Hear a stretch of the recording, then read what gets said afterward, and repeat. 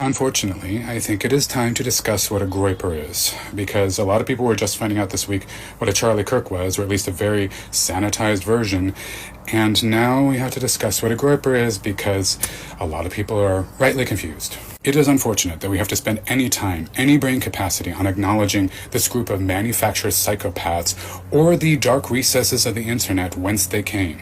But given that a bunch of MAGA cultists are now trying to explain that the alleged shooter of Charlie Kirk was in fact a leftist because they do not understand what a groyper is, I think we all need to understand what a groyper is. To start, we have to go back to the early 2000s when 4chan was founded, a BBS or online forum targeted towards Holocaust deniers, eugenicists, budding phrenologists, generally disaffected youth with way too much screen time and no adult supervision. It quickly and rightly gained a reputation as being the internet's basement with infinite square footage and coffee tins instead of indoor plumbing. 4chan was low on witty repartee but heavy on memes, and one of the most notorious ones to come out of this group was Pepe the Frog, a reappropriation of a character from a very benign webcomic that has now become a mascot for basically the worst impulses of humankind. As if 4chan weren't bad enough, somebody drilled a hole directly into the sewer line and created 8chan, which is actually also what gave us QAnon. There is, as you might expect, a lot of overlap with the incel movement and these message boards,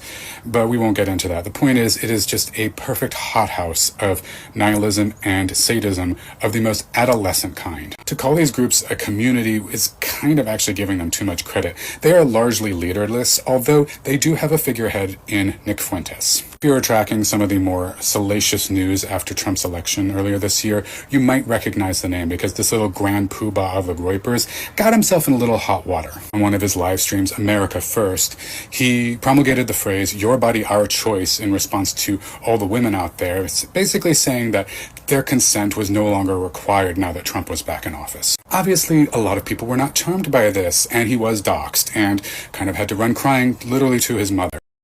Fuentes has a talent for being angry and smug at the same time, but that's all that distinguishes him. He's not really a leader. He's, again, just a figurehead for a group that prides itself on being decentralized under the banner of a made-up country, Kakistan, which is basically just the homeland of the irony-poisoned and dispossessed. Which finally brings us to why they hated Charlie Kirk. To them, Kirk was not nearly racist enough. He was a corporate mascot, a fraud, a fascist, because he was too implicated in the focus-grouped version of conservatism that wasn't standing up to the Jewish globalists. Because again, these are hardcore, the West is best white supremacists here. Deluded MAGA cultists will not be swayed by this. They really need the shooter to be a leftist, but at least now y'all know better, and I'm sorry y'all had to know better.